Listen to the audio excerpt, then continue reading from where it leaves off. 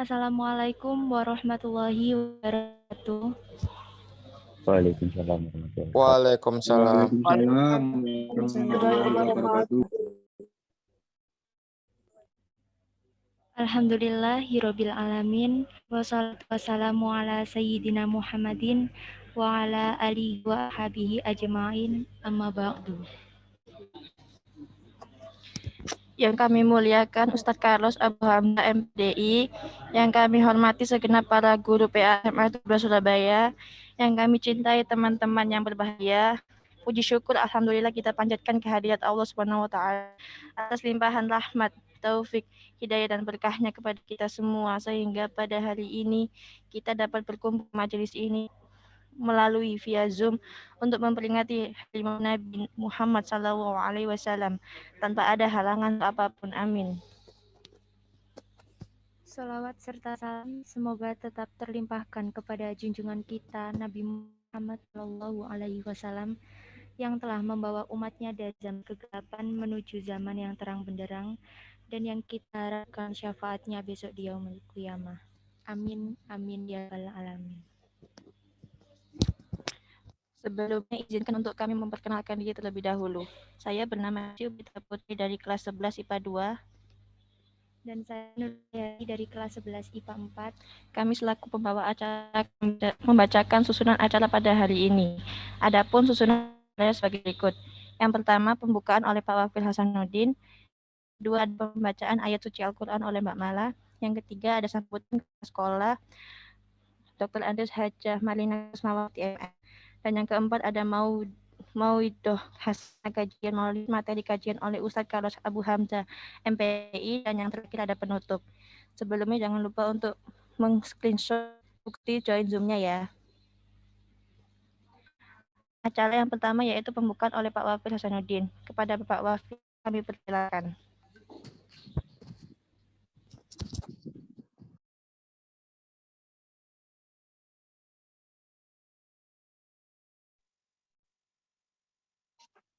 Bismillahirrahmanirrahim. Assalamualaikum warahmatullahi wabarakatuh. Waalaikumsalam.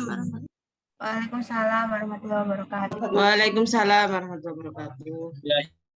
Alladzi an'amana bi ni'matil iman wal islam, asyhadu an la ilaha illallah wahdahu la syarikalah wa asyhadu anna Muhammadan abduhu wa rasuluh. Allahumma shalli wa sallim wa barik ala nabiyyina Muhammadin wa ala alihi wa ashabihi wa man tabi'ahum bi ihsanin ila yaumiddin.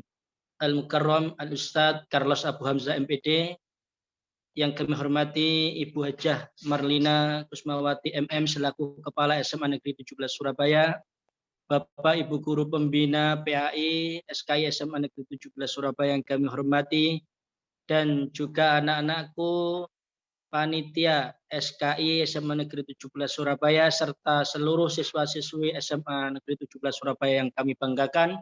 Alhamdulillah, puji syukur kita haturkan kepada Allah Subhanahu wa taala yang telah memberikan nikmat sehat kepada kita dan juga kesempatan untuk mengikuti kegiatan acara peringatan Maulidur Rasul, Maulid Nabi Muhammad sallallahu alaihi wasallam.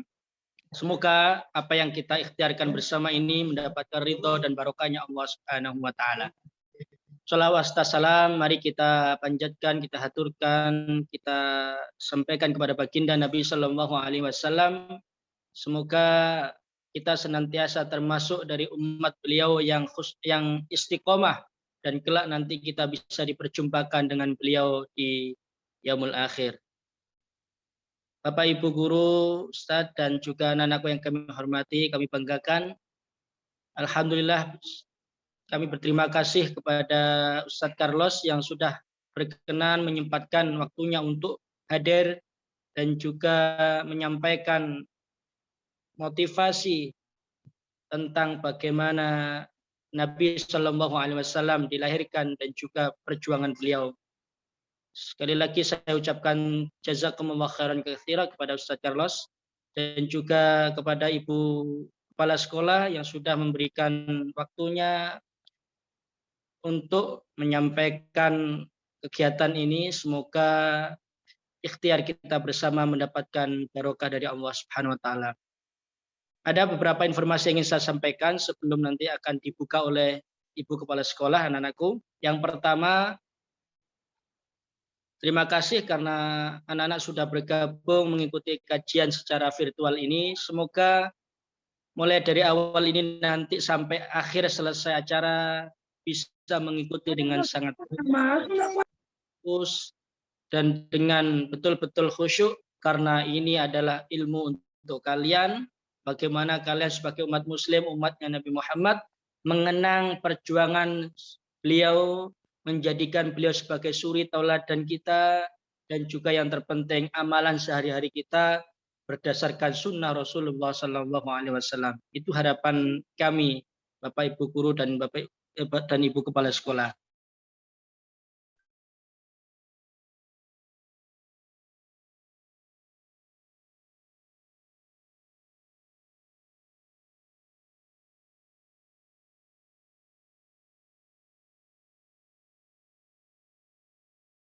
Oleh panitia kepada anak-anak semuanya, mohon untuk diisi.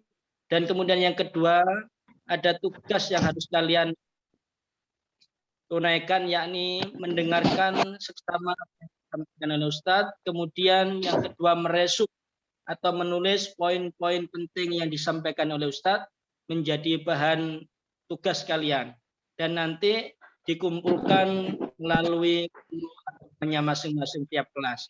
Jadi nanti insya Allah akan kita share link Wikedu, maka hasil resumnya bisa dikirimkan di sana melalui gambar atau melalui PDF. Itu yang ingin saya sampaikan. Semoga acara Maulid ini berjalan dengan lancar. Sekali lagi kami ucapkan kepada Wajah Marina yang sudah memberikan kesempatan untuk adanya kegiatan Maulid ini. Terima kasih. Jazakumullah khairan katsiran. Semoga bermanfaat. Wassalamualaikum warahmatullahi wabarakatuh. Waalaikumsalam warahmatullahi wabarakatuh.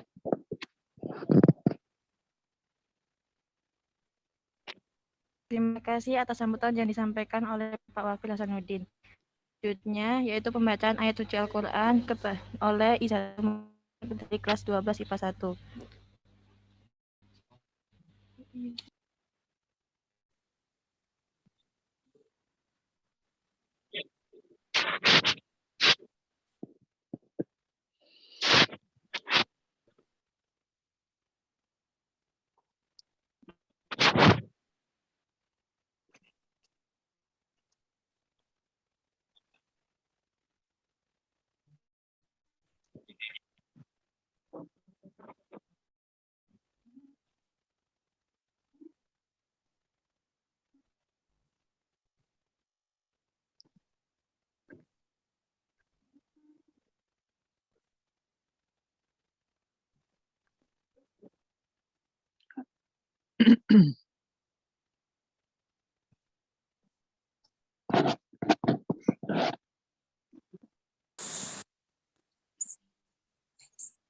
A'udzu billahi minasyaitonir rajim.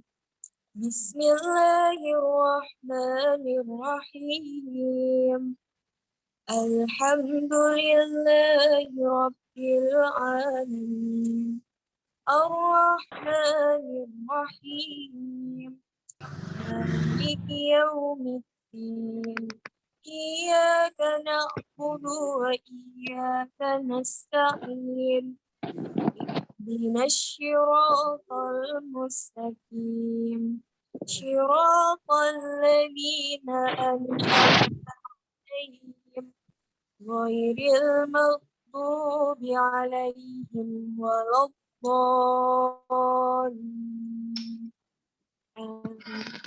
Bismillahirrahmanirrahim. Walau anna likulli nafsin zalamat ma fil ardi laftadat bih wa asarrun nadamata lamma ra'awul adab wa qudiya bainahum bil qisti wa hum la yuzlamun.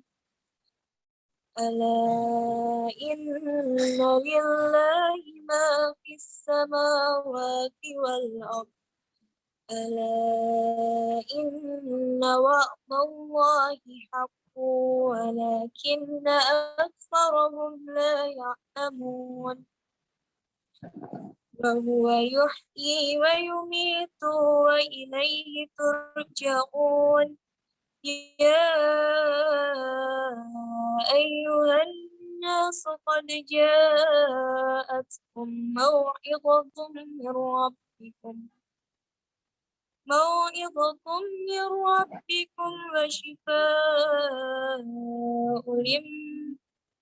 لما في الصدور وهدى ورحمة للمؤمنين قل بفضل الله وبرحمته وبذلك فليفرحوا هو خير مما يجمعون قل أرأيتم ما أنزل الله لكم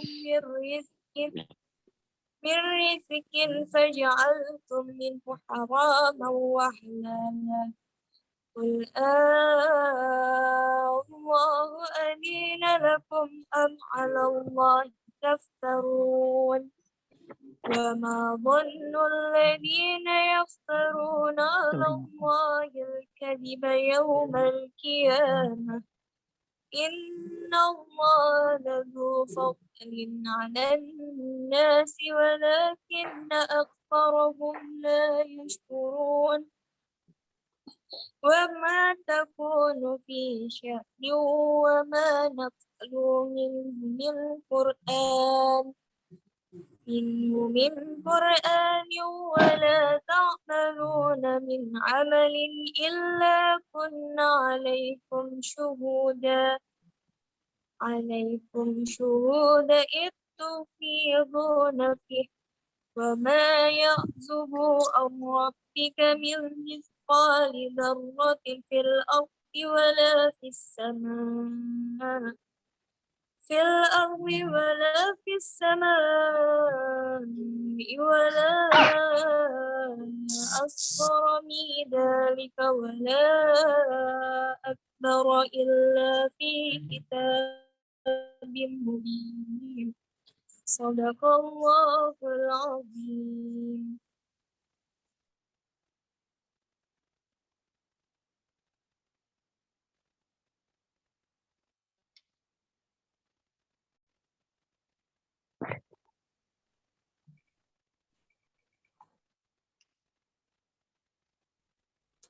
Terima kasih untuk pembacaan ayat suci Al-Quran. Selanjutnya yaitu sambutan kepala sekolah. Untuk Ibu Madlina Kusmawati MM dipersilahkan. Ya. Bismillahirrahmanirrahim. Assalamualaikum warahmatullahi wabarakatuh. Waalaikumsalam warahmatullahi wabarakatuh. Alhamdulillahirabbil alamin, kita panjatkan puji syukur kehadirat Allah Subhanahu wa taala karena pada hari ini kita melaksanakan peringatan Maulid Nabi Muhammad sallallahu alaihi wasallam.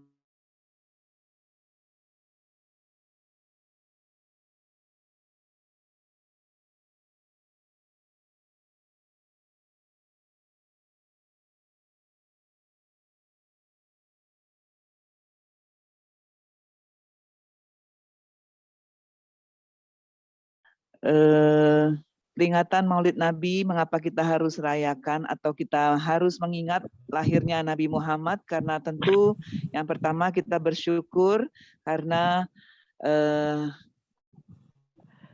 kita telah diberi seorang Nabi besar, Nabi akhir zaman yang merupakan panutan kita, yaitu Nabi Muhammad SAW. Kemudian yang kedua, tentu kita diharapkan bisa mengikuti atau meniru akhlak yang dicontohkan oleh Nabi kita.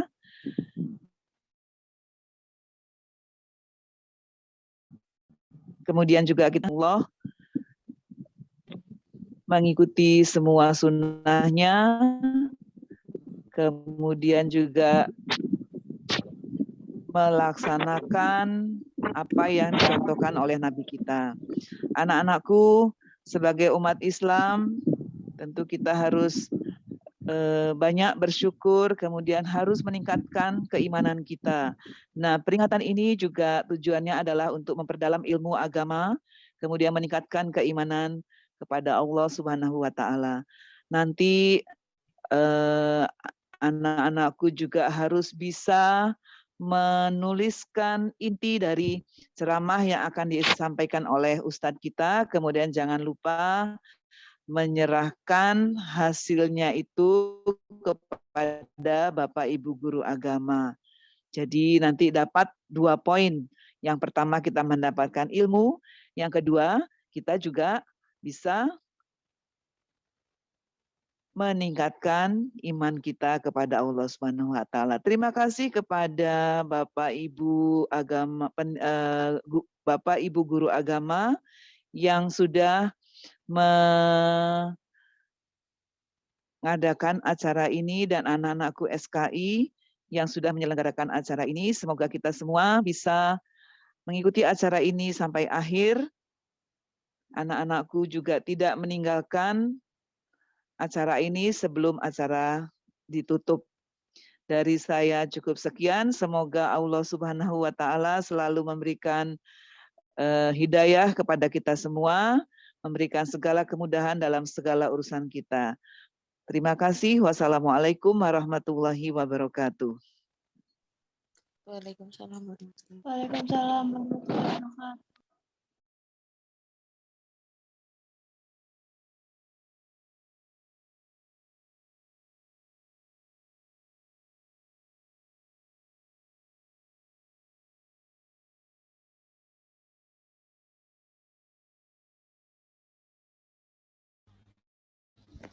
Sebelumnya, jangan lupa merisum materi kajian yang akan disampaikan oleh Ustaz Abu Hamzah MPDI. Terima kasih untuk Kepala Sekolah Ibu Marlina Kusmawati. Selanjutnya, acara yang paling kita tunggu yaitu kajian yang akan diisi oleh Ustadz Carlos Abu Hamzah MPDI. Kepada beliau kami persilahkan. Terima kasih Mbak acara. Bismillahirrahmanirrahim. Assalamualaikum warahmatullahi wabarakatuh. Alhamdulillah. Wassalatu wassalamu ala rasulillah wa ala alihi wa ashabihi wa min tabi'ahum bi ihsanin ila yaumidin wa ba'd.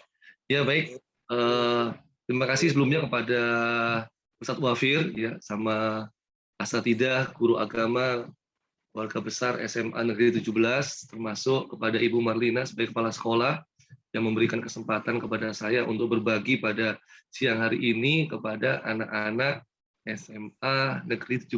Masya Allah ya, luar biasa ini. Jumlahnya banyak banget ya. Ini SMA Negeri 17 kalau disingkat apa itu? Sema apa? Singkatannya apa nih? SMA Negeri 17. Kalau SMA 5 kan Semala gitu ya.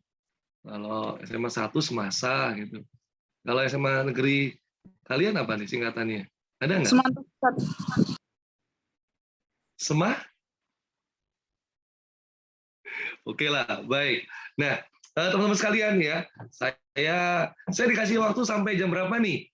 Mbak siapa nih? Cahya. Sampai jam berapa nih, Mbak Cahya? Terserah saya.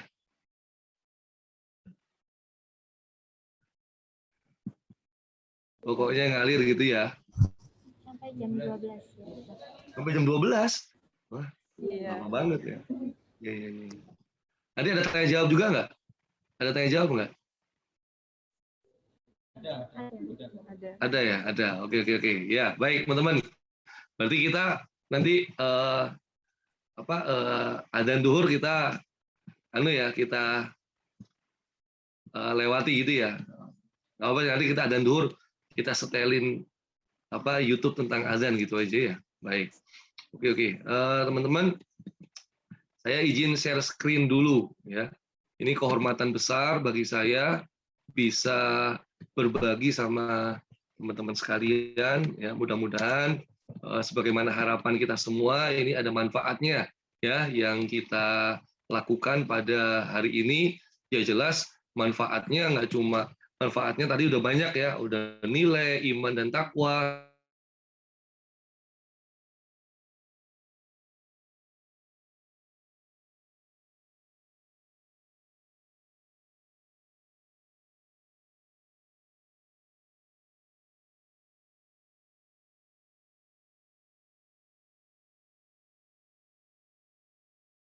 Izin share screen dulu ya teman-teman ya. Baik.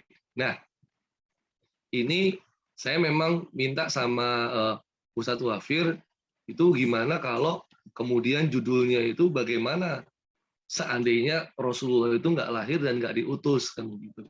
Terus kemudian ajaran Rasulullah itu nggak sampai di kita. Nah itu gimana tuh kondisi kita tuh kayak gimana kan gitu. Nah, ini jadi apa? Jadi pertanyaan besar bagi kita semuanya. Nah, baik. Nah, teman-teman sekalian, ya, jadi kita akan coba awali dulu. Seandainya Rasulullah itu nggak diutus, ya nasib kita tuh kayak gimana dong? Ya? Manusia tuh kondisinya kayak gimana? Nah, ini ada yang menarik, ya. Ini perkenalan saya lewati aja ya, cepet-cepet lah. Ini saya dulu SMA, ya. Jadi saya SMA tuh kayak begini gitu ya. Masih lebih kerenan teman-teman sebenarnya dibandingkan saya. Nah, artinya masa lalu sama masa sekarang itu ada perubahan. Tapi yang paling penting itu teman-teman sebenarnya adalah masa ketika kita mau dicabut nyawa. Kita dicabut nyawanya dalam kondisi baik atau dalam kondisi buruk. Jadi kita harus saling memikirkan nih. Masa lalu itu nggak begitu penting lah, gitu ya. Ya, masa sekarang itu ya kalau sudah baik kita harus pertahankan. Supaya apa? Karena sunatullahnya itu kalau terbiasa hidup baik, nanti meninggalnya juga baik. Kalau terbiasa hidup buruk, meninggalnya juga buruk. Makanya teman-teman harus waspada, gitu ya. Jangan kemudian mumpung masih muda kan gitu ya, nggak usah baik-baik dulu lah. Oh jangan ya, keliru ya. Karena nggak ada yang bisa menjamin kan, apakah kita itu bisa hidup sampai tua atau bagaimana. Sehingga teman-teman harus fokus. Kalau kita sekarang udah jadi baik, pertahankan itu supaya kita matinya juga dalam kondisi baik. Nah, kalau kemudian sekarang kita belum baik, kita harus berupaya untuk menjadi lebih baik lagi. Nah, gitu ya. Jadi walaupun saya pun belum aman, gitu ya. Walaupun saya sekarang dulu kayak begini, sekarang kayak begini, itu pun belum aman. Kenapa? Karena ada kemungkinan saya juga nggak jadi baik kan gitu ya. Sehingga kita harus istiqomah. Teman-teman, nah ini saya sekarang profesinya di sini ya. Saya termasuk tenaga pengajar di Universitas Sang Tua, ya, yang ada di Sukolilo Keputih. Nah, ini.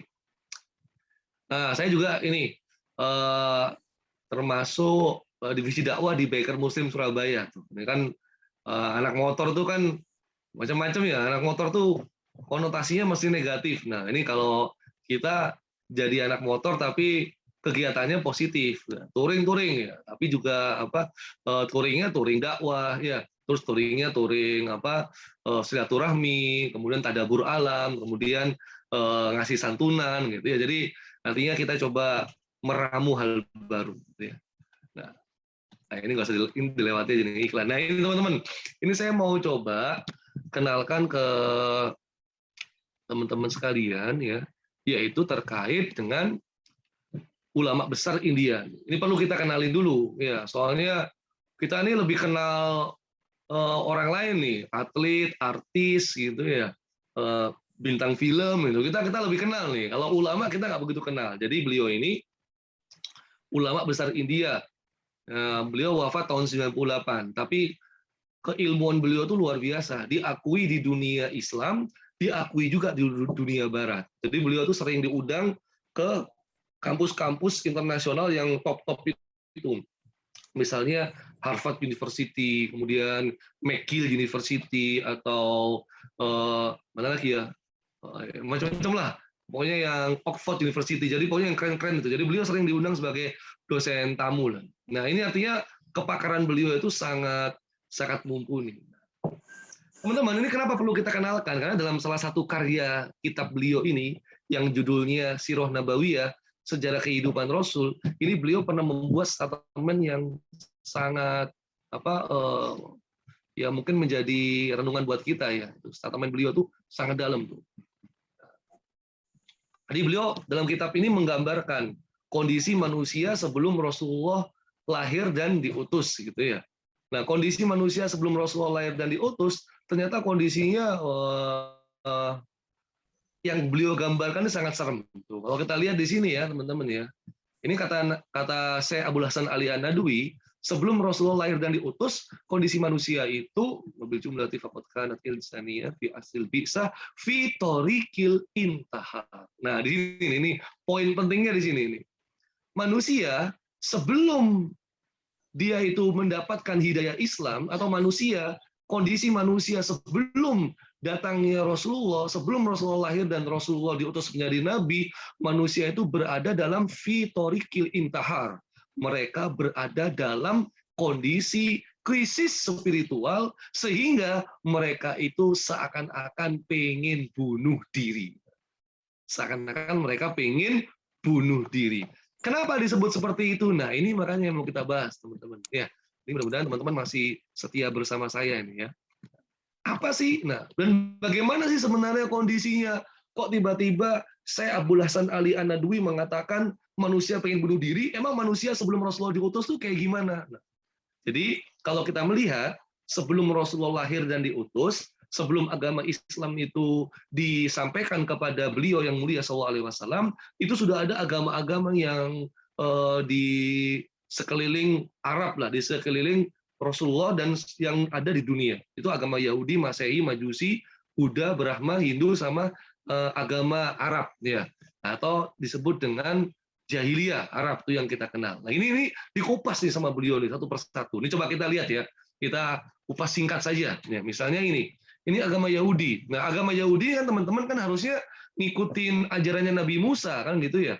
Ajaran Nabi Musa ya jelas lurus, mengajak manusia supaya hanya menyembah Allah saja, jangan menyembah selain Allah. Ini ada di surat An-Nahl ayat 36. Allah Subhanahu wa taala berfirman, "A'udzubillahi minasyaitonirrajim. Walaqad ba'atsna fi kulli ummati rasulan an i'budullaha wajtanibut taghut." Sungguh pada tiap-tiap umat itu diutus rasul, yang mana rasul itu menyeru kepada manusia, wahai manusia, u'budullaha, sembahlah Allah saja. Wajtanibut taghut, dan jauhilah segala macam sesembahan selain Allah atau yang disebut dengan taghut. Nah, di sini agama Yahudi harusnya nyembah Allah, ternyata mereka malah melenceng. Mereka malah menyembah selain Allah. Mereka malah menyembah berhala. Mereka menyembah dewa-dewa. Akhirnya banyak kepercayaan-kepercayaan yang menyimpang, jadinya kepercayaan syirik. Nah, kitabnya Nabi Musa itu kan namanya kitab Taurat tuh. Ya, diganti sama mereka itu. Ya. Jadi kitab Taurat itu diganti sama kitab Talmud. Nah, ini jadi kitab sucinya orang-orang Yahudi. Wah, semakin menyimpanglah mereka. Agama Yahudi ini, teman-teman kalau browsing di Google ya, buka saja itu kitab hitam Talmud agama Yahudi. Wow, itu isinya serem-serem teman-teman. Salah satunya nih ya, kalau kita pengen tahu ya, salah satu isi kitab Talmud tuh gini, bangsa yang dimuliakan oleh Allah gitu ya, adalah bangsa Yahudi. Bangsa yang manusia itu adalah bangsa Yahudi. Selain bangsa Yahudi, mereka bukan manusia, mereka adalah binatang. Itu kitab Talmud tuh, teman-teman. Makanya kita ngelihat ya, agama Yahudi itu rasis banget. Mereka menganggap mereka yang paling tinggi, mereka yang paling hebat, sehingga mereka berlaku semena-mena dengan bangsa-bangsa lain. Itu yang kita lihat ketika mereka menjajah saudara-saudara kita di mana tuh? Zionis Israel tuh menjajah saudara kita di mana? Di mana? Anda tahu nggak? Di Palestina. Nah, itu dia ya. Itu dia. Makanya kita orang Indonesia itu pemerintahannya maupun rakyatnya tetap mendukung kemerdekaan Palestina. Ya, kenapa? Karena Yahudi yang menjajah, Zionis Israel itu. Nah, oke, kita lanjutin. Bagaimana dengan agama yang lain? Nah, ini agama Nasrani, teman-teman. Ya. Agama Nasrani ini pun juga, jadi jaraknya sama Rasulullah itu, agama Nabi Isa sama Nabi Muhammad SAW, itu jaraknya itu 500 tahun. Kalau sama Nabi Musa 2000 tahun. Jadi lama sekali ya. Jarak kita dengan Nabi Muhammad tuh 1500 tahun. Lama banget tuh. Tambah lama lagi kan. Nah, agama Masehi atau agama Nasrani itu ternyata mereka itu juga sudah sama, menyimpang juga. Jadi udah nggak ngikutin ajarannya Nabi Isa. Bahkan ada keyakinan yang baru bagi mereka, namanya keyakinan Trinitas. Yaitu Tuhan itu adalah satu dari yang tiga. atau Tuhan itu 3 dari yang satu. Kita kan nggak bisa dong, ya kan? Kalau ajaran Islam dan ajaran Nabi Isa itu tetap semua Nabi dan Rasul itu ngajak manusia hanya menyembah Allah yang satu.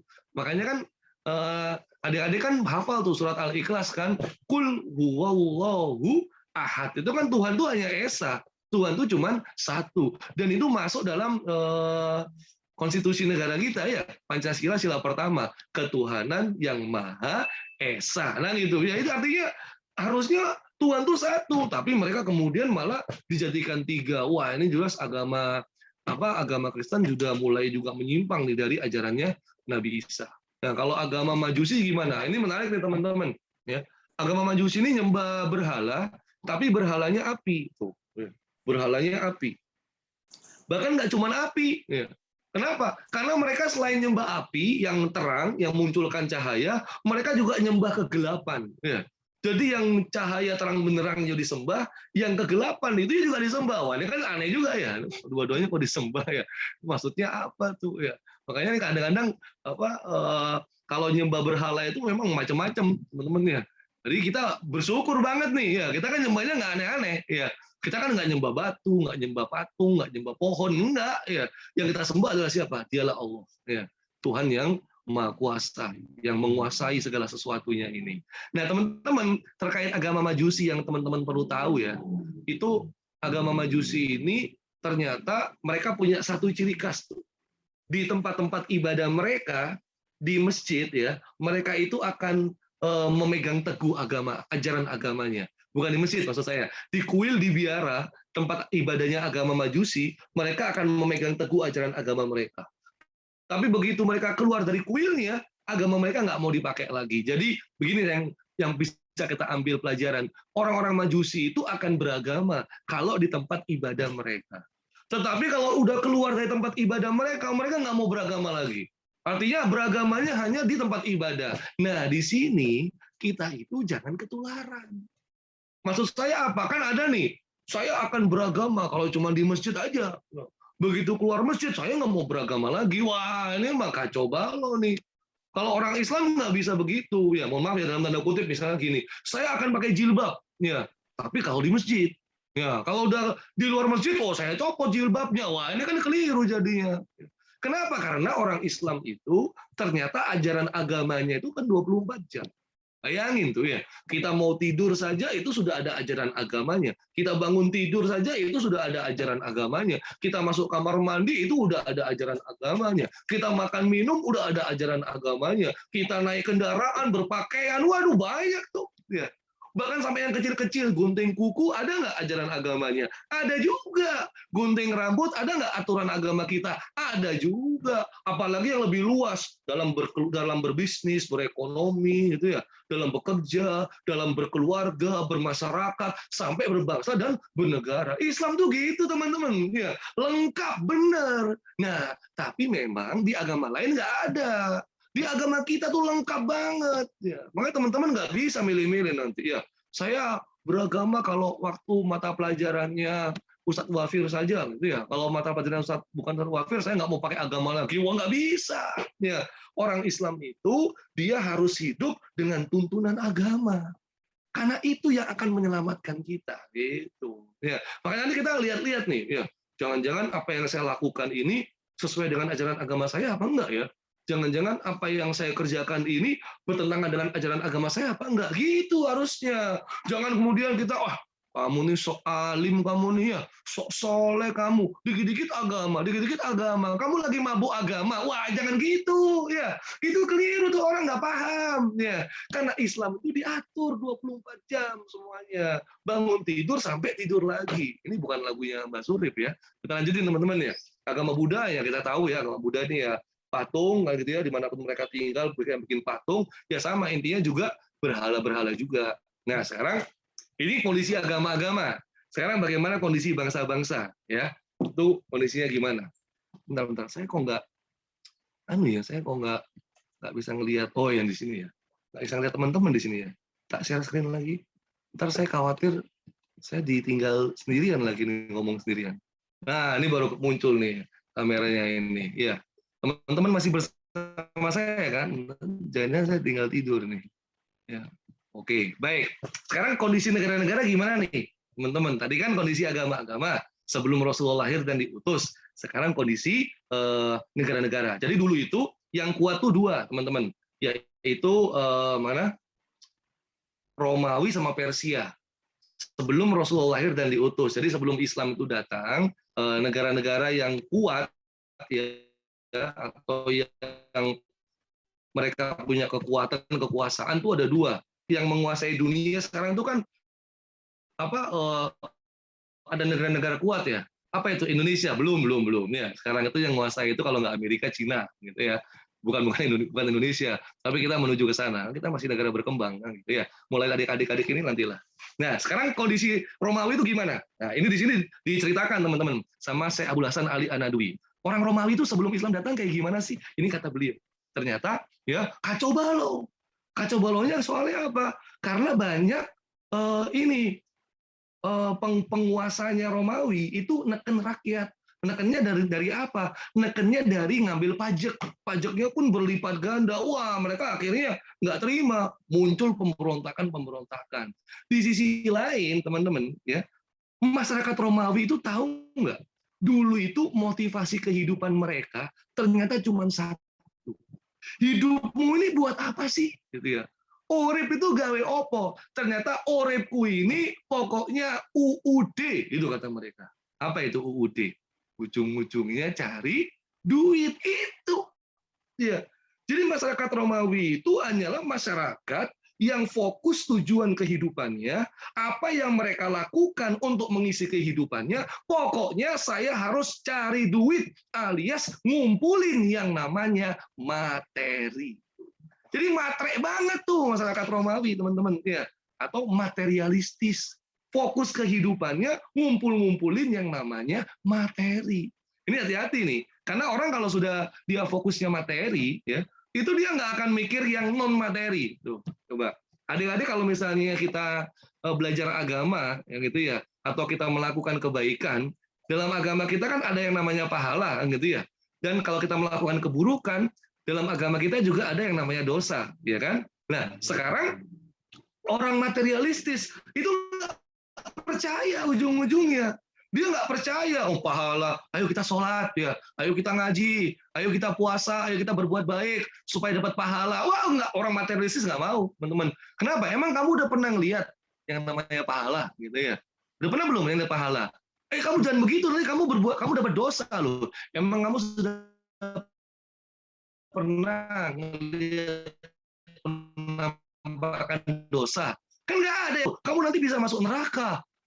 Kita harus berbuat baik, nanti kita bisa masuk surga. Emang kamu udah pernah mampir ke surga? Udah pernah ke neraka kamu? Kan belum pernah semuanya. Maka orang materialistis, mereka akan menolak yang namanya pahala, yang namanya dosa, yang namanya surga, neraka. Mereka tolak semua itu. Ya. Nah, ini gambaran masyarakat Romawi itu gitu. Materialistis, kita jangan ketularan deh. Hidup kita itu bukan untuk cari materi. Ya. Walaupun materi itu penting bagi kita untuk melanjutkan perjalanan di kehidupan ini. Tapi fokus kehidupan kita bukan materi. Apa itu nanti. Nah, sekarang kemudian teman-teman digambarkan juga masyarakat Romawi itu suka hiburan. Hiburannya tuh ke sini tuh. Oh ya, teman-teman kalau pernah nonton film Gladiator ya atau film-film tentang Romawi, pokoknya ini stadion yang terkenal bagi masyarakat Romawi. Namanya adalah Stadion Kolosium. Ya.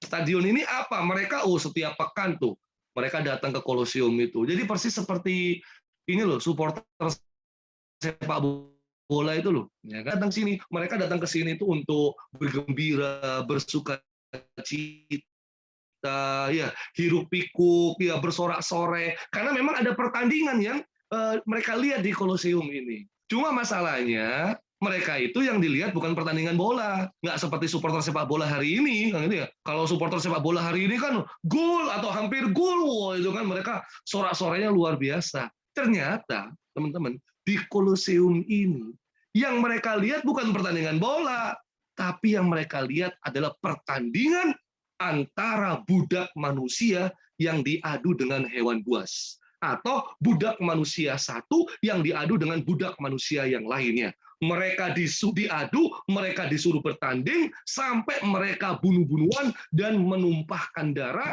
atau membantai salah satunya.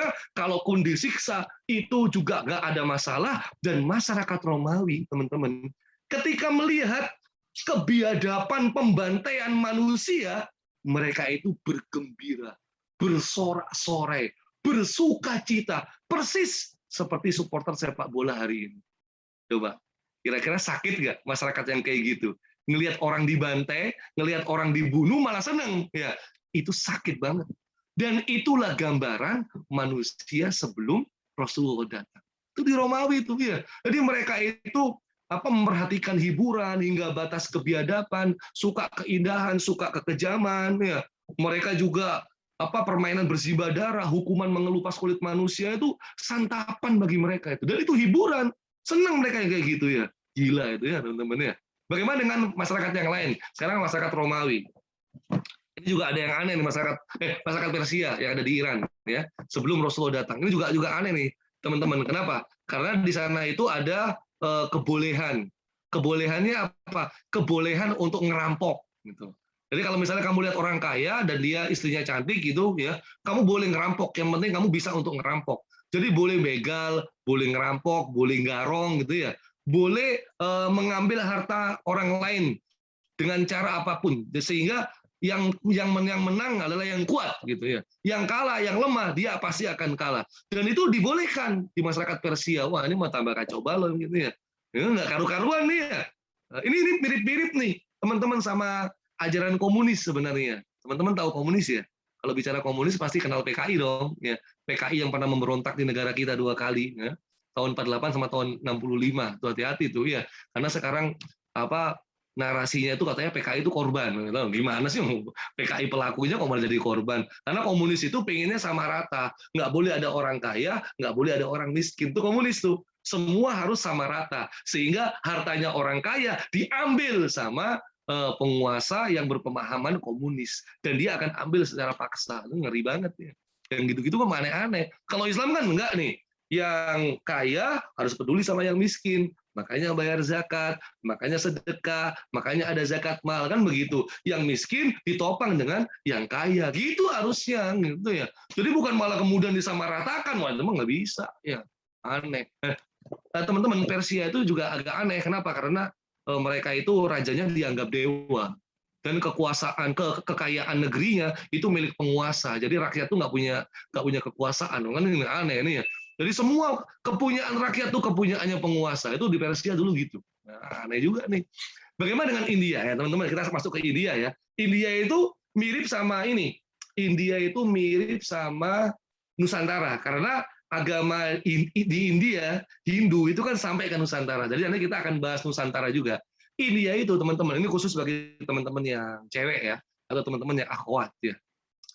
Ternyata masyarakat India sebelum Islam datang, kita perlu tahu loh, wanita itu nggak ada harganya. Wanita itu dijadikan alat taruhan dalam main judi. Jadi taruhannya apa? Nih, istriku jadi taruhannya. Kalau aku kalah, ambil istriku gitu. Kalau wanita ini datang haid, ya, istri datang haid, itu diusir, nggak boleh ada di rumahnya, diasingkan, terus dikurung sampai haidnya itu selesai. Wah, ini mah kejam banget. Udah gitu teman-teman, kalau misalnya suaminya meninggal ya, ini masyarakat India waktu itu nggak boleh, istrinya itu nggak punya hak hidup gitu loh.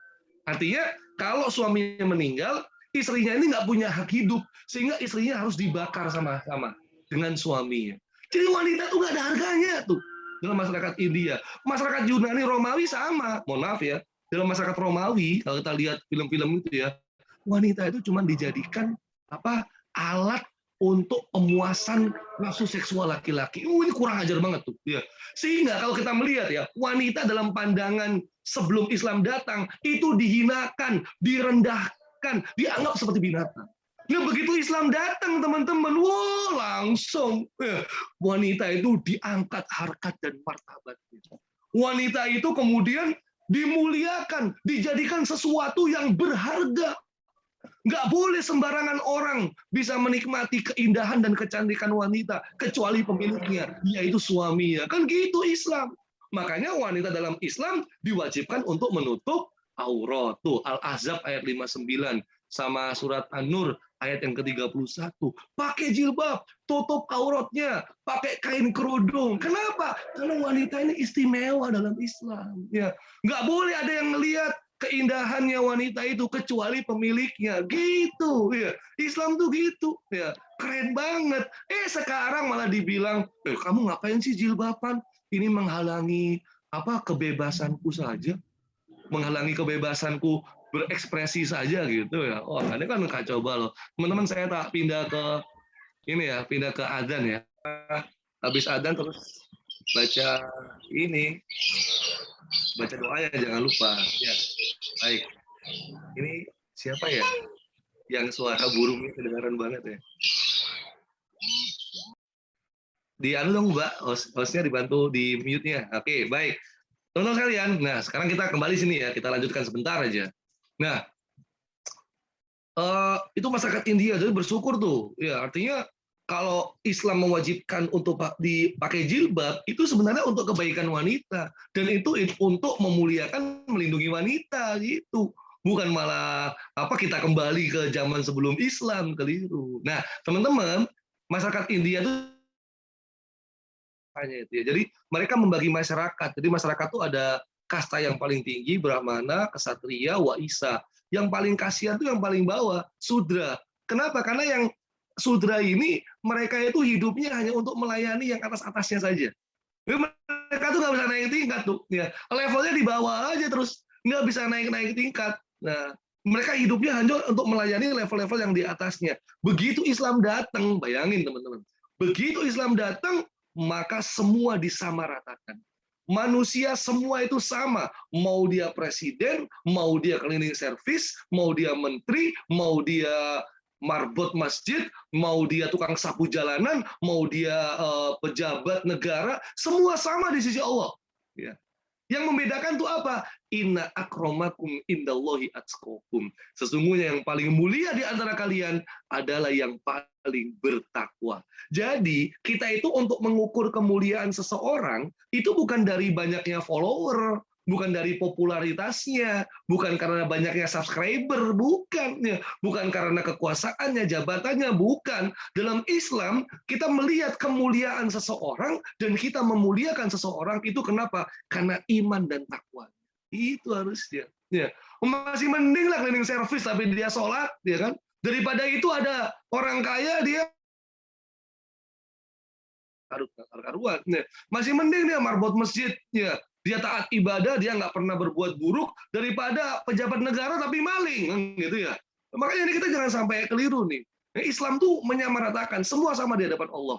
Tapi ingat, iman dan takwanya itu yang membedakan. Kan? Nah, teman-teman sekalian, kita coba ke Eropa dulu ya. Nah, Eropa ini kalau teman-teman tahu ya, Eropa tuh jangan ngelihat New York sekarang, atau jangan ngelihat Paris sekarang atau London sekarang. Enggak. Eropa itu pernah mengalami sebuah masa yang namanya The Dark Ages of Europe, ya, yaitu zaman kegelapan di Eropa itu. Nah, zaman kegelapan tuh lama sekali loh, abad ke-4 sampai abad ke-14. Jadi jangan lihat Eropa sekarang ya. Eropa dulu sebelum Islam datang sampai kemudian ratusan tahun setelahnya, Eropa itu gelap gulita, primitif banget. Lampu aja nggak ada, baca tulis nggak ngerti, ilmu pengetahuan nggak paham. Bahkan sampai ekstrimnya, orang Eropa saat itu mandi aja nggak pernah. Ya, sama sabun itu nggak paham mereka. Jadi nggak ngerti apa-apa, saking primitifnya itu Eropa. Ya. Kenapa Eropa bisa bangkit? Tuh ada ceritanya teman-teman. Karena mereka belajar sama umat Islam. Jangan dilupakan tuh ya. Artinya, dan sekarang kita coba ke Nusantara nih ya. Kita udah mau selesai nih. Kita sekarang coba ke Nusantara. Nusantara itu gimana? Sebelum Rasulullah lahir dan sebelum Rasulullah diutus tuh kayak gimana? Kita lihat nih. Di Nusantara itu teman-teman, ternyata ada ritual, ini di Jawa ya, ada ritual, upacara ritual yang namanya Malima. Nah, Malima itu apa saja? Nih kita lihat di sini ya. Malima itu kalau di buku sejarah, Jadi masyarakat Jawa sebelum Islam datang, upacara ritual atau upacara keagamaannya itu malima. Malima itu apa? Masia, ikan. Tuh. Masih mending nih ikan. Kemudian apa? Manuya. Manuya itu apa? Makan daging seorang gadis yang dijadikan korban. Jadi ada gadis perawan dijadikan korban berhala, kemudian setelah dia mati, baru dagingnya dimakan bersama-sama. Itu upacara ritual agama sebelum Islam datang ke tanah Jawa. Ada lagi yang namanya minum-minuman keras sampai mabuk, ya kan? Mutra gadis, kemudian maituna, ritual seks bebas. Ini teman-teman, sebelum Islam datang ke tanah Jawa, ini upacara ritual loh, upacara keagamaan loh, ya kan? Rusak kacau balau kondisinya, ya kan? Artinya kita bisa bicara sebelum Islam datang, nggak karu-karuan dunia ini, ya. Manusia ini kacau balau. Sekarang bagaimana dengan Arab? Karena Rasulullah kan lahir di Arab. Kita akan merujuk sebuah kitab ya yang namanya Ar-Rahiqul Maktum. Ini kitab termasuk juara dia. Juara kitab lomba internasional dalam menulis tentang sejarah Nabi. Nih, Ar-Rahiqul Maktum. Di sini ada di halaman 27, teman-teman. Ya.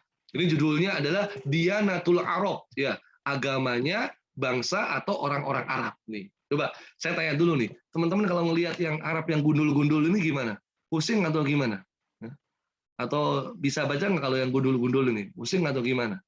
Atau jangan-jangan malah bilang begini, jangankan yang gundul, ya, yang ada rambutnya aja juga apa bacanya nggak lancar. Wah, ini kan gawat nih. Teman-teman pesan saya ya. Teman-teman memang harus menguasai skill bahasa Inggris. Karena itu bahasa internasional. Itu kan untuk kita komunikasi dengan orang luar. Tapi teman-teman jangan lupa loh, kita harus juga menguasai bahasa Arab. Kenapa? Bukan semata-mata karena kita ini orang Islam, karena kita itu sholatnya pakai bahasa Arab, ya kan? Kita baca Quran pun Qurannya bahasa Arab, ya. Kita berdoa pun berdoanya pakai bahasa Arab, gitu ya. Apalagi ini bahasa komunikasi kita dengan Allah. Kan lucu nih, masa kita bisa casistus komunikasi dengan orang sepanca negara ya pakai Ome TV gitu misalnya gitu ya, kayak Vicky Naki gitu misalnya ya, Ome TV dia bisa ngomong sama orang berbagai macam. Kenapa? Karena dia bisa bahasa Inggris, pintar bahasa Inggris. Tapi bagaimana dengan kita komunikasi dengan Allah?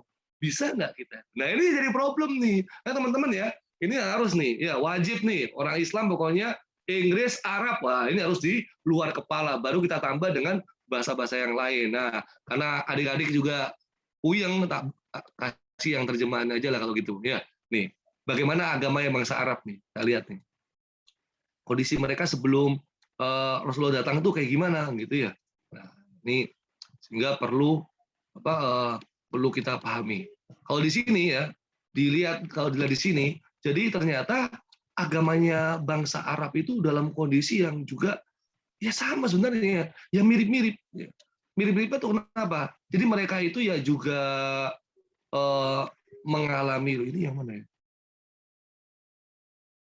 Oh ini nggak ketemu nih, ini keliru PDF-nya. Apa kita kembali aja? Langsung saya ambil kesimpulannya biar cepat. Jadi teman-teman, agama bangsa Arab itu sama.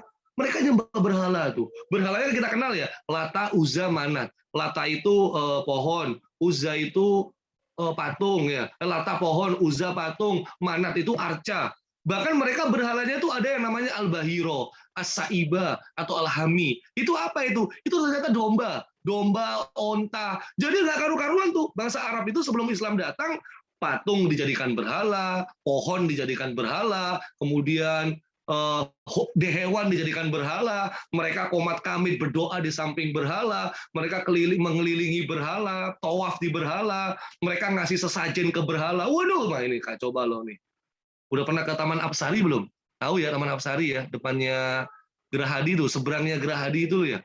Ini yang ada nasi goreng rengsengannya itu loh, ya kan, yang rame itu. Nah, itu di Taman Apsari itu ada namanya Arca Joko Dolok tuh. Ini kalau malam Jumat juga rame dikunjungi teman-teman. Ya, entah tuh ngapain tuh? Ya sama aja. Ya kan itu kan patung ya. Kalau orang Islam ke sana ya keliru. Ya kan, ini sama keberhalaan atau Kiai Slamet. Teman-teman tinggal browsing, Kiai Slamet tuh siapa? Ternyata Kiai Slamet tuh Kiai bule, cuman dia tuh kebo gitu loh. Ini kan kacau balau nih. Ini kan kayak orang-orang jahiliyah Arab tuh. Udah gitu orang-orang jahiliyah Arab tuh suka ngundi nasib. Ya. Udah gitu suka datang ke dukun, datang ke paranormal. Orang-orang jahiliyah Arab itu juga suka ngeramal nasibnya dengan bintang, pernujuman. Misalnya Capricorn, Sagittarius, Aries, Taurus gitu ya. Ramalan zodiak pekan ini gitu ya. Kesehatan lagi flu ya kan. Keuangan lagi seret nih. Asmara lagi marahan misalnya gitu ya. Ini kebiasaannya orang Arab tuh sebelum Islam datang, teman-teman ya. Keliru lah kalau kita kemudian ngikut-ngikuti begini. Nah, makanya artinya kata Syekh Abdul Hasan Ali An-Nadwi, manusia sebelum Islam datang tuh kepengen bunuh diri. Kenapa? Nggak jelas. Urip iki gawe opo sih? Ya, sebenarnya kita itu arahnya kemana? Kita itu diciptakan, adik-adik itu hidup sampai usia sekarang, 15, 16, 17, 18 tahun. Ini untuk apa tujuannya? Nggak tahu mereka. Apakah setelah saya mati ada kehidupan lagi atau enggak? Ya, inilah di sini kita perlu bersyukur, teman-teman. Ya, bicara bunuh diri saya sampai lupa. Ya, zaman modern juga ada loh tentang masalah bunuh diri ya. Ini lihat, ini namanya the suicide forest, hutan bunuh diri. Ya, hutan bunuh diri ini berada di sebuah negara yang teknologinya canggih. Bukan cuma canggih, negara ini negara bersih, sampah itu nggak ada. Ya, negara ini negara yang kriminalitas rendah. Jadi kalau misalnya kehilangan dompet di mall, belum pulang ke rumah dompetnya udah kembali. Keren banget negara ini. Ya, negara ini banyak animenya gitu ya. Kalau bicara Naruto dari sini nih asalnya itu ya, negara Jepang itu, ya kan? Ya negara keren nih, negara luar biasa teknologinya kan gitu ya, Masya Allah. Hutan Aokigahara, Aokigahara, itulah susah banget sih nyebutinnya gitu ya. Ini hutan teman-teman spesialis untuk bunuh diri. Makanya dalam bahasa Jepang nih papan pengumumannya ini tulisannya jangan bunuh diri.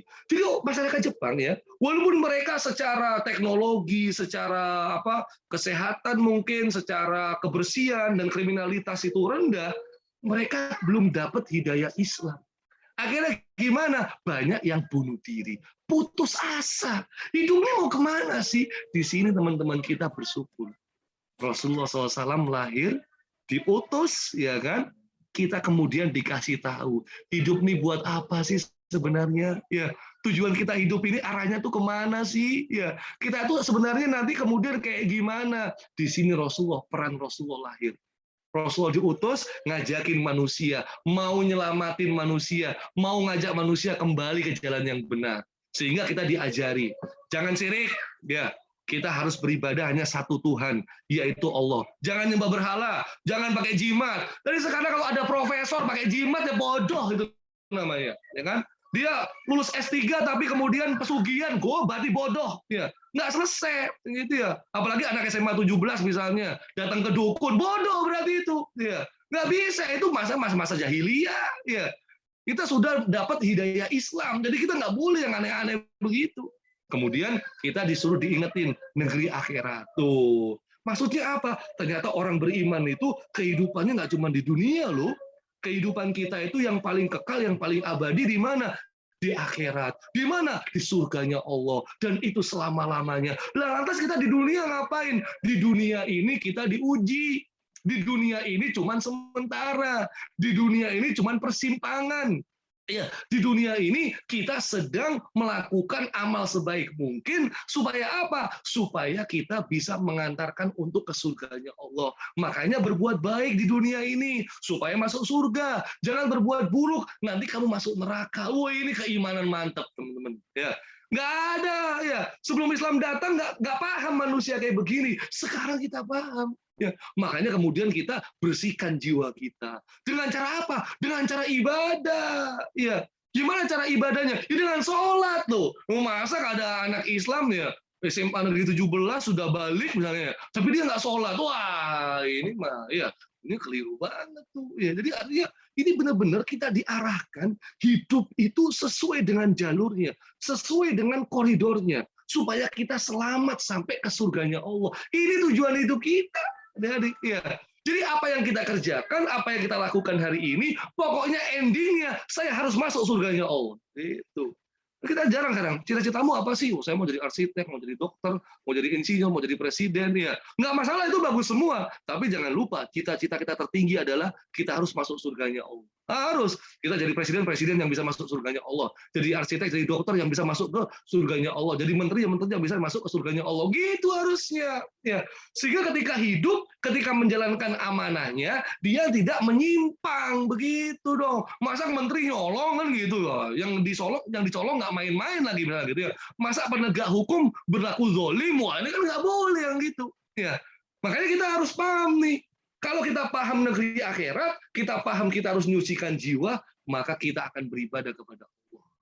Itu adik-adik, ya kan? Nah ini sebagai penutup ya. Saya banyak sih yang mau saya sampaikan, tapi waktu juga. Ini sebagai penutup saya putarkan video nih. Adik-adik jangan kalah sama beliau ini. Ya. Bismillah.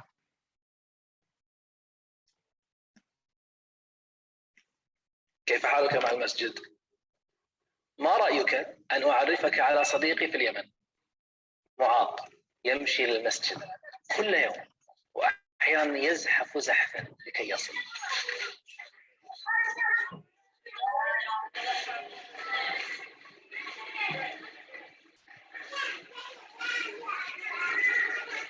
يتعب ولكنه لا يفوت تكبيرة الإحرام. يتمنى أن يصلي الفجر المسجد ولكن أهله لا يسمحون له لحالته الصحية ونحن لا نستطيع ولا نذهب. هل تظن أن هذا كل ما في الأمر؟ لا، إنه حريص على الصف الأول، يأتي مبكرا ويقرأ القرآن ولا يكتفي بهذا، بل يضطر بعد صلاة المغرب كل يوم أن يتسلق درج المسجد بمشقة لكي يصل إلى الدور الثاني.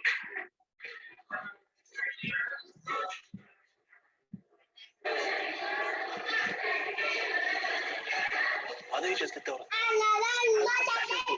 إنه مشارك في حلقة تحفيظ مع أنه مشلول، يتكلم بصعوبة ولكنه يضغط على إعاقته بإصرار لكي ينطق القرآن بصوته مع ما في ذلك من تعب.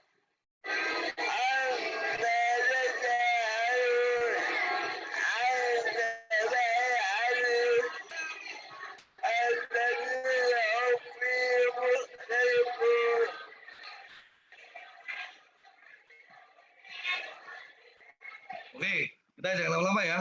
Artinya kita lihat saja semangatnya luar biasa. Kita kan nggak seperti dia. Allah menakdirkan kita sempurna. Ya, dia yang nggak sempurna aja sampai ke begitu, ya kan? Tapi dia tetap semangat. Nah, inilah yang kemudian adik-adik sekalian kita harus mensyukuri, ya. Kalau ternyata hidayah Islam itu sampai ke kita. Ya, hari ini kita bisa memeluk ajarannya Allah melalui Rasulullah. Ya, Nabi yang ajarannya akan sampai sepanjang masa. Ingat loh ya, 8 miliar manusia yang memeluk ajaran Islam yang mendapatkan hidayah ini hanya 1,5 miliar. Dan 1,5 miliar itu teman-teman ya, itu termasuk kita hari ini. Maaf ya, yang jumlahnya hampir 500 nih, anak SMA 17 yang kemudian memeluk, Allah pilih untuk memeluk agama Islam. Ya, maka wala tamutunna illa wa antum muslimun. Jangan sekali-kali kita mati kecuali dalam kondisi Islam. Kita bawa Islam ini sampai kita mati sehingga mudah-mudahan kita semua akan masuk ke dalam surganya Allah Subhanahu wa taala. Hadanallahu iyyakum ajmain. Wassallallahu ala nabiyina Muhammadin wa ala alihi wasallam. Wa akhiru da'wana alhamdulillahirabbil alamin. Walkum minkum. Wassalamualaikum warahmatullahi wabarakatuh. Kembali kepada Mbak Cahya.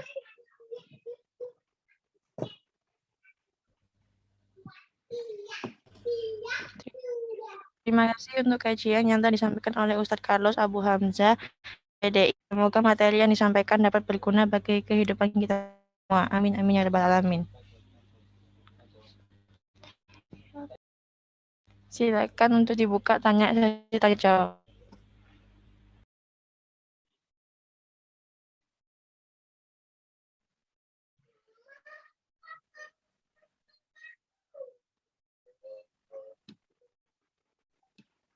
Ada yang mau didiskusikan, yang mau ditanya, yang mau diprotes, dipersilakan.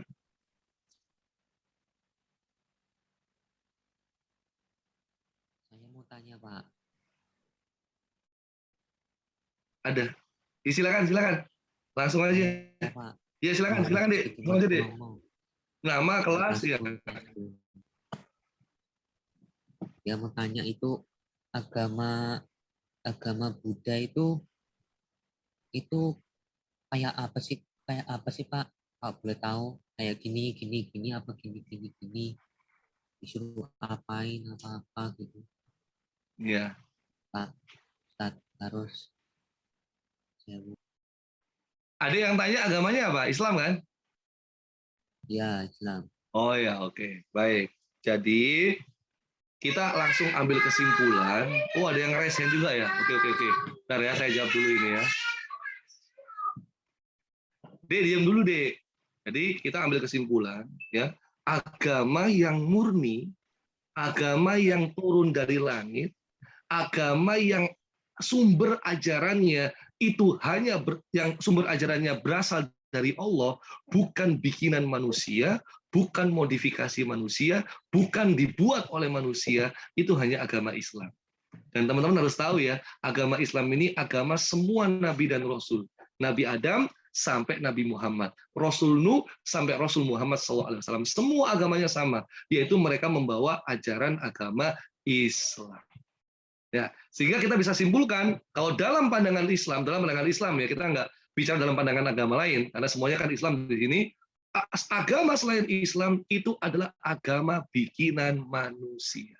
Maka saya katakan tadi, Yahudi udah menyimpang. Karena kalau Yahudi tetap mengikuti ajarannya Nabi Musa, dia akan Islam. Nasrani udah menyimpang. Kalau dia tetap mengikuti ajaran Nabi Isa, dia akan Islam. Sama seperti kita. Sehingga agama-agama lain itu agama yang dimodif, yang dibikin oleh manusia. Termasuk agama Buddha yang ditanyakan. Itu adalah bikinan Siddhartha Gautama.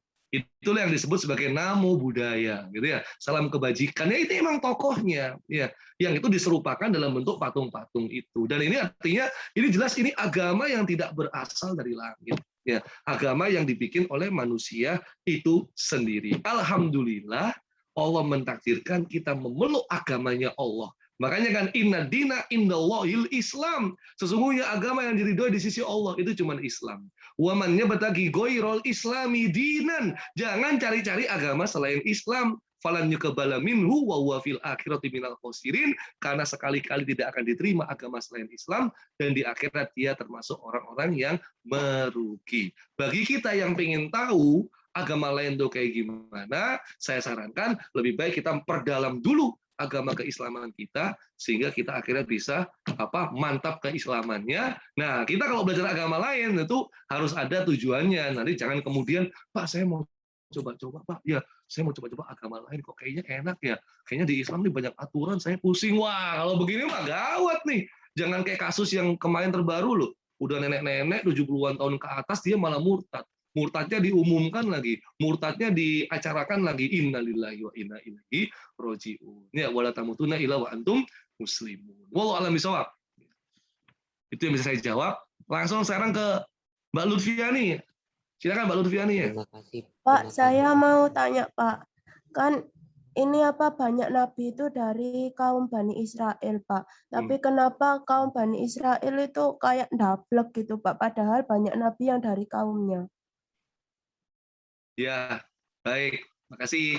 Nah, gini sebenarnya ada namanya Abul Anbiya. Abul Anbiya itu kan bapaknya para nabi dan rasul. Siapa itu? Nabi Ibrahim. Nabi Ibrahim itu punya istri dua yang kita kenal, yaitu Sarah sama Hajar. Nah, Sarah ini punya anak Ishak. Kalau Hajar punya anak Ismail. Ya, Ishak sama Ismail tuan siapa? Ayo. Sama Ismail tuan siapa? Ismail. Kalau yang disembelih siapa? Ayo. Ismail. Oh, yang disembelih itu domba, bukan Ismail. Wah, keliru kan? Tuh, udah mulai gagal fokus nih. Nggak baik. Ya, jadi yang disembelih itu domba. Nabi Ismail nggak jadi disembelih ya. Nah, itu dari Ishak itu nanti lahir namanya Nabi Yakub. Nabi Yakub ini nanti punya anak 12. Salah satunya nabi yang paling ganteng tuh, Nabi Yusuf. Nah, kakak-kakaknya Nabi Yakub nanti juga punya keturunan itu nabi-nabi, Nabi Musa, Nabi Harun, ya, Nabi Ilyas, Nabi Ilyasa, Nabi Daud, Nabi Sulaiman, Nabi Yunus. Pokoknya dari Nabi Yakub ini turun banyak nabi-nabi. Nah, nama lain dari Nabi Yakub itu adalah Israil. Nah, makanya masyarakat yang di bawah ini disebut sebagai Bani Israil, anak cucunya Nabi Yakub. Memang Allah takdirkan banyak nabi dari jalurnya Ishak ini. Kalau dari jalurnya Ismail, kan nabi kita yang mulia ya, Muhammad SAW. Tapi ternyata amanah yang diberikan kepada Bani Israil itu disalahgunakan. Apa itu tadi? Membunuh nabi-nabi, nggak patuh sama nabinya, ya. Sehingga itu sebenarnya itu karakter, ya teman-teman. Ya. Jadi artinya itu ada karakter bahwa orang-orang Bani Israil itu ternyata mereka karakternya suka berkhianat, suka melanggar perintah Nabi, suka melanggar perintah Allah. Jangankan di zaman kita, di zaman Nabi Musa mereka tuh udah kayak gitu. Ya.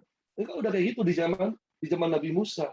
Inilah yang kemudian kita tuh harus tahu nih. Ini buku bagus nih.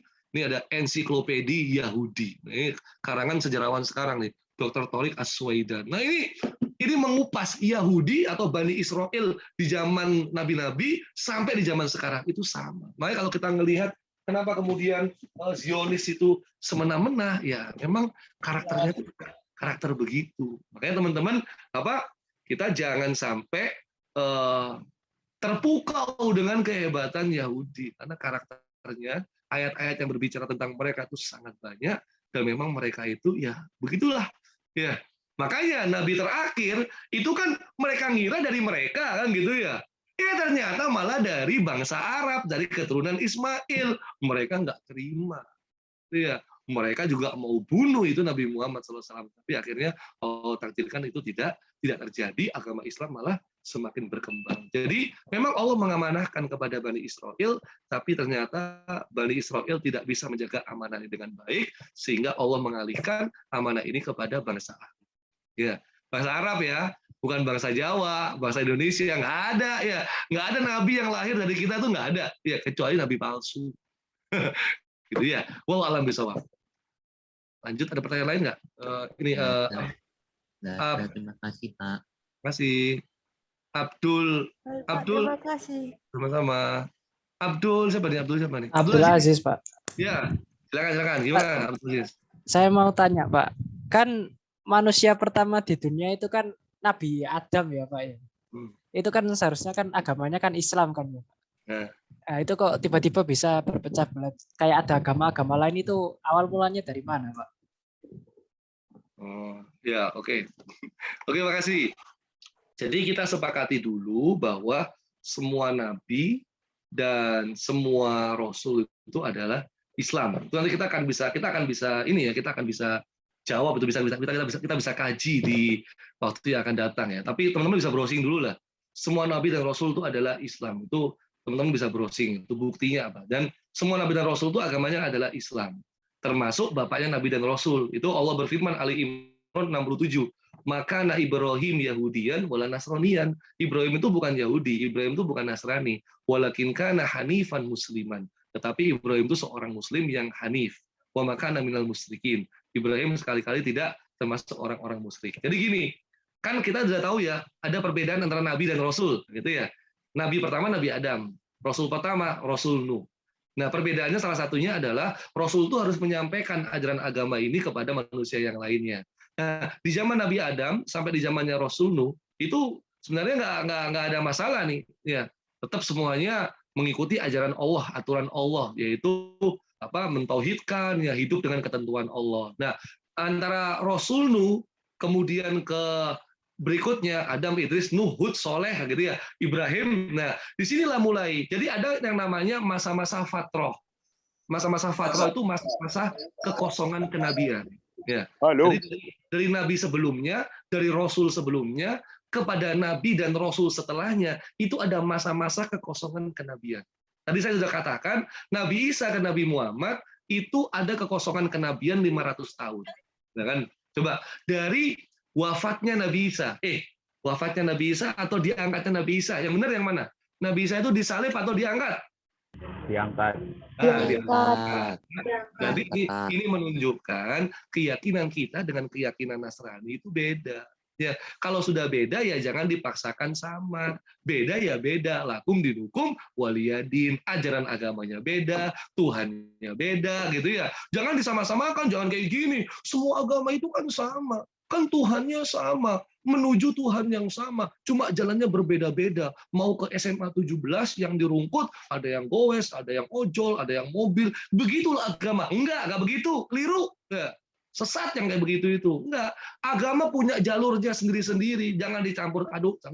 Ya, makanya ada lakum dinukum waliyadin, teman-teman. Jadi Nabi Isa diangkat sampai Nabi Muhammad lahir, sampai Nabi Muhammad diutus, itu ada namanya masa fatroh, kekosongan kenabian. Nah, disinilah kekosongan kenabian itu ada yang tetap memegang teguh ajaran Nabi sebelumnya. Makanya kan Nabi sebelumnya, kalau Nabinya itu sudah wafat atau diangkat Nabi Isa, tetap Allah itu ngasih kitab panduan. Kitab panduannya, kalau Nabi Musa Taurat, kalau Nabi Isa Injil. Nah, ada yang tetap memegang teguh tentang Injil. Kalau dia memegang teguh agama, memegang teguh Injilnya nggak dirubah-rubah, Injilnya nggak diotak-atik, Injilnya nggak ditambahi, nggak dikurangi, begitu lahir Nabi Muhammad, dia akan langsung beriman sama Nabi Muhammad. Tapi kalau dia kemudian meninggal sebelum Nabi Muhammad lahir, ya, tapi dia tetap memegang teguh sama Injil, dia tetap Muslim. Nah, tapi kalau dia sudah ikut Injil yang dirubah, ditambah-tambahi, yang itu ya, atau yang sudah sesuai dengan hawa nafsunya para pemuka agamanya, nah inilah yang kemudian bisa muncul varian agama baru. Makanya agama, kalau kita belajar sejarah agama, ya, atau kita dalam pandangan Islam, lagi-lagi teman-teman ini pandangan Islam ya, kita tidak membicarakan pandangan lain, sehingga agama-agama lain itu agama yang dibikin oleh pemuka agama mereka, bukan ajaran nabi utusan mereka, enggak, karena semua nabi dan rasul itu agamanya Islam. Nggak ada nabi dan rasul, nggak ada agamanya. Misalnya Yesus bilang, ayo agamaku Kristen, ayo ikut agamaku Kristen. Ada, Yesus nggak pernah ngomong Kristen. Ya, justru Yesus tuh malah mengatakan, wahai Bani Israel, ya sembahlah Allah, Tuhan dan Tuhan. Berarti Yesus itu utusan Tuhan. Ya, Yesus itu sama kayak Nabi Muhammad, utusan Allah. Kok tiba-tiba jadi Tuhan? Nah, disitulah muncul problem. Jadi ala kulli hal saya ambil kesimpulan, intinya kenapa bisa muncul agama-agama? Karena orang banyak yang kemudian menyimpang dari ajaran agama Nabi yang diutus, dan mereka kemudian memodifikasi dari kitab suci yang ditinggalkan. Kita bersyukur teman-teman, ada Nabi Muhammad, kemudian Nabi Muhammad sudah wafat, udah 1.500 tahun nih, kita tetap dipegangkan Al-Quran. Dan Al-Quran ini akan terus kita gunakan sampai hari kiamat. Makanya teman-teman, kalau bicara Al-Quran, jangan cuma baca Arabnya, jangan cuma bunyikan Arabnya, tapi baca terjemahnya juga. Harus punya kitab tafsirnya, nggak harus beli, download bisa. Ikut kajian Al-Qurannya. Kemudian apa? Kemudian kita amalkan isinya. Gitu dong, ya. Anak Islam tuh harus gitu, ya. Nggak sekedar baca, tulis, dan hafal, enggak. Tapi paham dan kemudian amalkan isinya. Wallahu a'lam bishawab. Mbak Cahya sampai berapa pertanyaan nih? Ya, ayo Kevin, silakan Vin. Muhammad Kevin, silakan. Oh, kok tambah banyak ya pertanyaannya ya? Mbak Cahya dibatasi sampai jam berapa nih?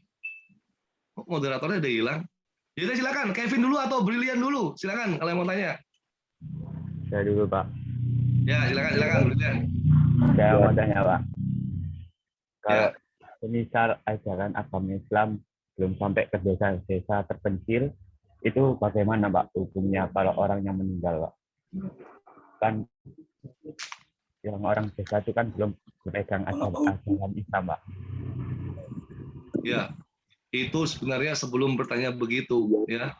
Sebelum bertanya begitu, mendingan itu adalah tugas kita. Nah, gitu ya, tugas kita menyampaikan ajaran Islam itu ke seluruh penjuru dunia, gitu ya. Kalau teman-teman lihat dakwanya UAS tahu ya, Ustadz Abdul Somad itu kan beliau kan dari Kepri ya, dari Kepulauan Riau ya. Beliau rela itu naik motor boot ya kan, beliau datang ke tempat-tempat terpencil yang ada di Kepulauan Riau, pulau-pulau yang jauh dari pusat kota Riau ya, pulau-pulau yang jauh dari manusia, dari peradaban manusia lah, pulau-pulau yang masih primitif, UAS datang ke sana, ngajari syahadat, ngajari sholat, ngajari macam-macam, nah gitu ya. Artinya gini, apalagi teman-teman saya sudah katakan tadi ya, 8 miliar manusia loh, yang memeluk agama Islam, yang dapat hidayah Islam cuma 1,5 miliar, kan gitu ya. Berarti kita punya peluang. Peluangnya apa? Kita kan harus nyampaikan ajaran Islam ini kepada orang lain. Kalau kita mau mengikuti jalan dakwahnya para nabi, itu tugas kita sebenarnya. Ya, artinya sebelum kita berbicara bagaimana nasib mereka, kita harus tahu apa yang sudah saya lakukan untuk agama ini. Jadi harusnya gimana? Misalnya gini nih, teman-teman kan suka dengan Jepang gitu ya, tapi kan nggak suka kita nggak ridho kok orang Jepang malah bunuh diri, hidayah Islam belum pinter. Kalau gitu saya mau belajar bahasa Jepang nih. Supaya apa? Saya mau mengajarkan Islam kepada masyarakat Jepang, mengenalkan Islam kepada masyarakat Jepang. Wah, itu top nih. Kalau teman-teman yang sekarang lagi demam drakor nih, drama Korea gitu ya. Kan nggak sekedar, lu lihat tuh, kenapa kok bisa ada drakor tentang Squid Game gitu ya? Itu kan nggak jelas karena konsep kehidupan mereka nggak jelas tuh, ya kan? Coba kalau misalnya tahu tentang Islam kan nggak mau mereka, malah gara-gara hutang malah pengen bunuh diri misalnya gitu ya. Nah ini artinya wah, kalau gitu saya harus belajar bahasa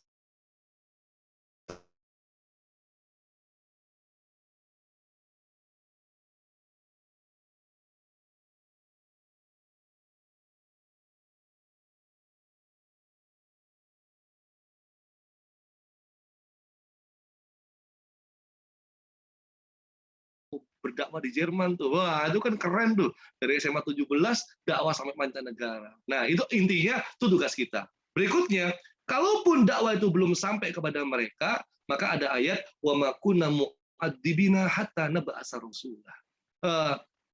Mereka itu tidak akan diadab sampai diutusnya seorang rasul. Jadi artinya insya Allah selama mereka hidup di dunia, mereka pasti akan mendapat peluang hidayah ini. Pasti ada. Ya, itu tergantung mereka mau menerima atau mereka tidak mau menerima. Kalaupun Allah takdirkan sampai mereka meninggal, benar-benar tidak ada petunjuk, tidak ada orang yang menyampaikan tentang Islam kepadanya, maka dalam hadis disebutkan, nanti mereka di hari kiamat itu diperintahkan oleh Allah untuk masuk ke dalam neraka. Nah, kalau mereka mau masuk, maka mereka selamat karena nerakanya jadi dingin. Kalau mereka nggak mau masuk, maka pada dasarnya mereka memang menentang perintah Allah dan Rasul. Gitu ya. Wallahu a'lam bishawab. Gimana, Mbak Cahya? Ada pertanyaan lagi atau cukup? Menjadi seru nih ya, banyak pertanyaan. Saya mau bertanya. Oh, iya. Mbak Cahya gimana? Berapa pertanyaan lagi nih? Kan kita mau sholat duhur soalnya. Mbak MC kan namanya Pendek Cahya kan? Nggak jawab-jawab sih. Halo Mbak Cahya. Gimana Mbak Cahya? Boleh bertanya ya teman satu lagi. Satu lagi, Pak, dua lagi, Permisi, atau Pak. 3 lagi atau gimana? Ya Pak, permisi Pak. Bapaknya bisa mimpin doa untuk menutup Pak. Yo bisa. Enggak, ini ada yang mau Ya. tanya satu loh. Boleh apa enggak nih? Ya terserah Bapak, kalau Bapak bisa menyanggupi ya enggak. Maksudnya enggak waktunya gitu. Oke deh, ini harusnya moderator dong yang tentukan ya, tidak apa. Oke, terakhir satu ini ya, Mbak siapa Mbak? Silakan Mbak yang mau tanya Mbak. Terakhir ya. Saya Pak, Anissa Ya, Setia. silakan. Ya, silakan. Sebelum zamannya, sebelum Rasul lahir itu, nama Islam itu sudah ada atau belum? Oke, terima kasih. Jadi Islam itu munculnya hanya di masa Rasulullah SAW ketika inad dina indallahil Islam. Jadi nama agama kita tuh nama yang tertulis dalam kitab suci kita loh, ya. Itu udah keren banget tuh. Inad dina indallahil Islam. Wa man yabtaghi ghairal Islam al yauma akmaltu lakum dinakum wa atmamtu alaikum nikmati wa raditu lakumul Islam madina. Jadi keren banget tuh. Nama agama kita ada dalam kitab suci kita. Nama agama lain nggak ada. Ya, tuh, coba dicek nanti, ya kan? Yahudi itu nama suku, Nasrani itu nama tempat, ya. Hindu itu nama sungai, ya, itu enggak nama kitab suci. Nama kita ada dalam kitab suci kita. Termasuk dalam hadis bunyal Islam ala khamsin. Nah, nabi-nabi sebelumnya itu mereka disebut sebagai seorang muslim. Sebutan mereka adalah muslim. Millata abikum Ibrahim. Ikutilah agama bapakmu, nenek moyangmu Ibrahim. Apa agamanya? Huwasama kumul muslimina min qabl. Sejak dahulu mereka disebut sebagai seorang muslim. Nah, baru ketika di masa Rasulullah, muslim ini kemudian juga ditetapkan menjadi inad dina indallahil Islam. Jadi dulu muslim, sekarang ya Islam, ya muslim. Islam agamanya, muslim adalah pemeluknya. Wallahu a'lam bishawab. Cukup ya, Mbak MC, Mbak. Cukup lah? Cukup, Pak. Cukup, oke. Silakan. Kita tutup dengan doa ya, teman-teman. Terima kasih banyak atas kebersamaannya, kesempatannya. Mudah-mudahan bermanfaat bagi kita semua ya.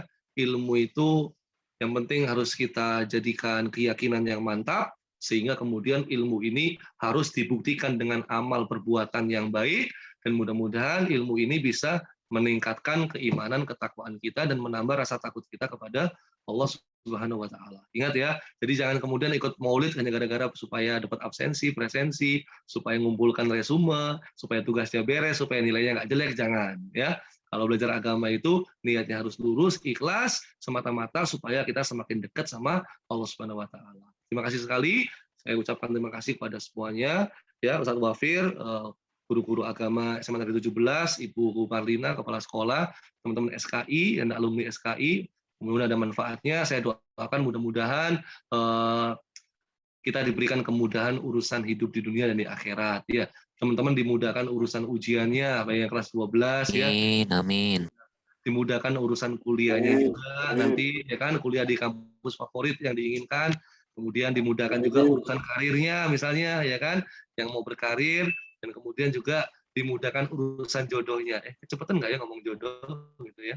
Ya pokoknya dimudahkan semuanya lah pokoknya intinya gitu ya. Baik, mari kita tundukkan kepala sejenak, konsentrasi hati dan pikiran, menengadahkan kedua belah tangan. Semoga apa yang kita minta dikabulkan oleh Allah Subhanahu wa Ta'ala. Bismillahirrahmanirrahim. Alhamdulillahirabbil alamin. Allahumma shalli ala Muhammad wa ala ali Muhammad. Allahumma rabbana dhalamna anfusana wa illam taghfir lana wa tarhamna lanakunanna minal khasirin. Rabbana ighfir lana wa liwalidina warhamhum kama rabbawna shighara. Rabbana hab lana minas solihin. Rabbana zidna ilma warzuqna fahma. Allahumma inna nas'aluka ilman nafi'an wa rizqan thayyiban wa amalan mutaqabbala. Allahumma inna nas'aluka salamatan fid din wa afiyatan fil jasad wa ziyadatan fil ilmi wa barakatan fil rizq warzuqna taubatan nasuha qoblal maut wa rahmatan indal maut wa maghfiratan ba'dal maut. Allahumma hawin alaina fi sakaratil maut. Allahumma inna nas'aluka husnal khatimah wa na'udzubika min su'il khatimah. Rabbana atina fid dunya hasanah wa fil akhirati hasanah wa qina adzabannar. Wassallallahu ala nabiyina Muhammadin wa ala alihi wasallam. Subhana rabbika rabbil izzati amma yasifun wa salamun ala mursalin walhamdulillahirabbil alamin. Teman-teman terima kasih ya. Mudah-mudahan ada manfaatnya ya. Dipertemukan di Zoom.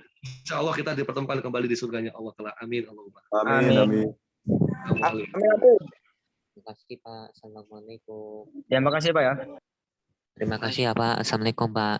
Terima kasih Ustaz. Assalamualaikum. Terima kasih, Pak.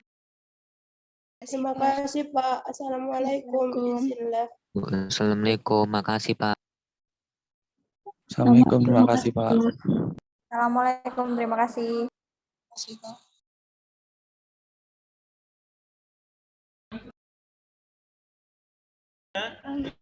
Alhamdulillah, sampai juga pada penghujung acara. Kami mengucapkan terima kasih atas kehadiran Bapak, Ibu, dan teman-teman dalam acara kali ini. Apabila ada tindakan dari kami yang tidak berkenan di hati, kami mohon maaf yang sebesar-besarnya. Wassalamualaikum warahmatullahi wabarakatuh.